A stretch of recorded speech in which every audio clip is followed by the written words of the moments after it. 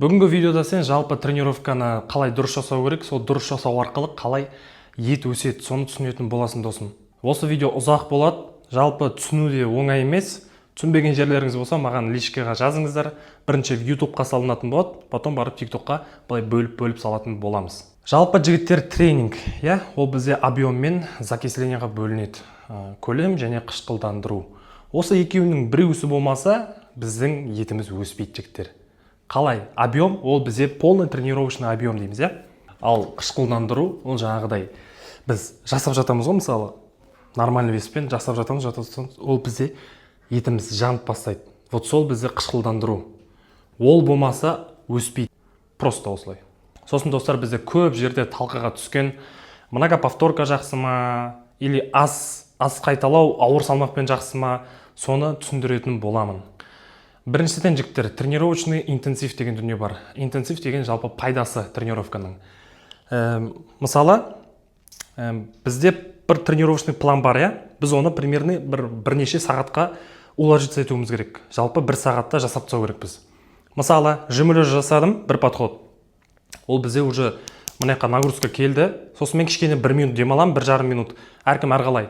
И қайттан жасау керекпін. Ал біреулер бар, жалпы істейді, бір подход, и кетеді. Біреумен әңгіме айтып тұрады, қыздармен әңгіме айтады, балдармен.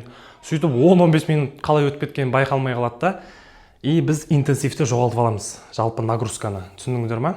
Вот соған мән берейік. Мысалы, простой пример. Грузчиктер.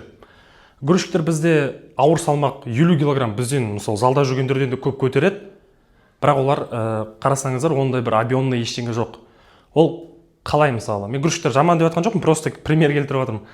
Олар грузчиктер күніне 50 мешок көтерсе, олар әртүрлі уақытта көтереді, мысалы, заказ түскенде ғана, мысалы, 20 мешокты сразу апарып тастап, 2 сағат отыру мүмкін, Вот сол явный пример. Олар, мысалы, 50 мешокты бір сағатта көтерсе, вот ол пайдасы бар. Пайдасы бар дегенде ет өседі да, жалпы іштегі гликоген құртылып үлгереді. Және сосын келесі күнге ол дайындалып келеді да, былай айтқанда.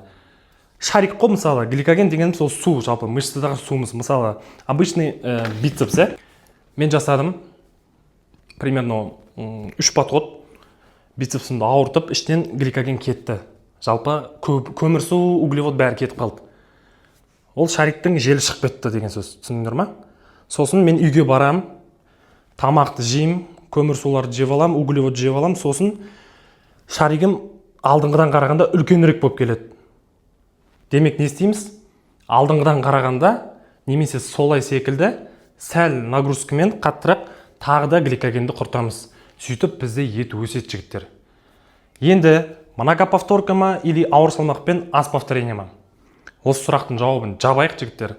Екеуі де маңызды. Біреуі болмаса, біреуі енді азырақ пайдасы тиетін болады. Мысалы, аз қайталауға ауыр салмақпен жасайтын болсақ, ол бізде күшке кетеді.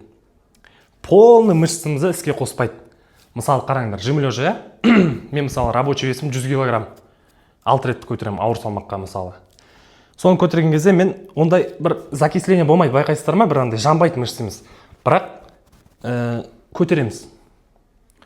Ол бізде примерно бір 20%, 30% іске қосады бұлшықеттерімізді. Іске қосады дегенде 20-30%-ке өсуге стимул алады ғой, былай айтқанда. Сосын, егер біз сол силовой жұмыстан кейін жаңағыдай қышқылдандыруға жұмыс жасасақ, жаңағыдай многоповторкаға нормальный веспен 65-70% максимумдан, ол бізде уже біз екі қоян атамыз ғой, былай айтқанда. Жаңа миофибриальный рост болады и саркоплазматический. Түсіндіңдер ма? Миофибриум жаңа ауыр салмаққа, саркоплазма чуть-чуть жеңілдеу салмақ, бірақ көп повторение. Түсіндіңдер ма? Сол кезде сен бүткіл ішіндегі еттің бәрі іске қосылады, былай айтқанда.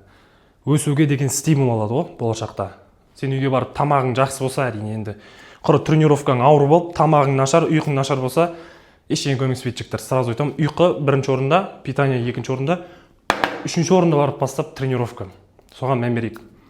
Жалпы жігіттер тағы да дұрыстап түсіндіре кетейін. Біздің етіміз өсу үшін дұрыс тренировка маңызды, питание маңызды және ұйқы маңызды. Енді қараймыз. Қалай тренировка жасаймыз? Вот более практикаға көшейік енді.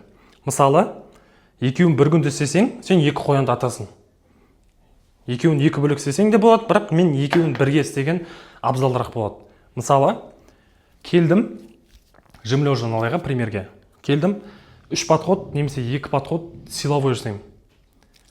6 рет қайталауға бір примерно рабочий весімнен бір 80%, 90% веспен аламын. Ол примерно 6 повторение. Жасаймын.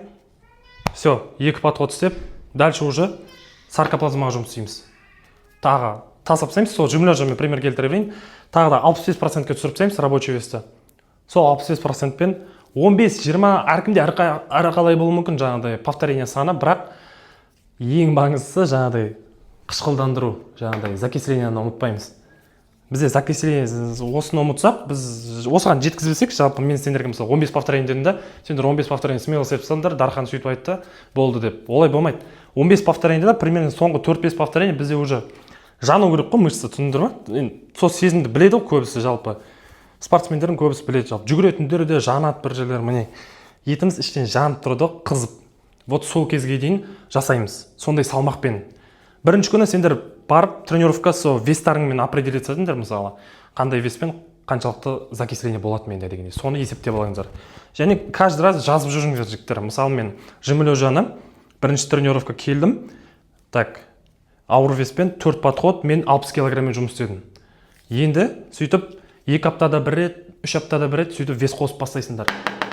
Ол прогрессия нагрузка болмаса, жалпы застой болып қалады адамда. Сол бір салмақпен жұмыс істей берсе, сенің еттерің уже соған үйреніп алады, адаптация жасайды. Етте тупой емес қой, былай уже бізге өсу керек дейді да, сол веспен жасай берсең, так зачем өсемін ары қарай?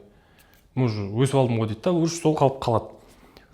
Сол үшін прогрессия нагрузка дегенді ұмытпаймыз. Оны бөле келесі видеода түсіндіремін. Және жалпы объемды есептейтін бір таблица бар, соны да келесі видеода түсіндіремін. Жалпы сұрақтарың болса, маған жазыңыздар, жекеге тегін былай ақша алмай, ештеңе. Мынау жалпы платный информация жігіттер. Мақтанғаным емес, былай не емес, міндетсінгенім емес. Жалпы бұл информацияны ешкім сіздерге былай түсіндіріп отпайды.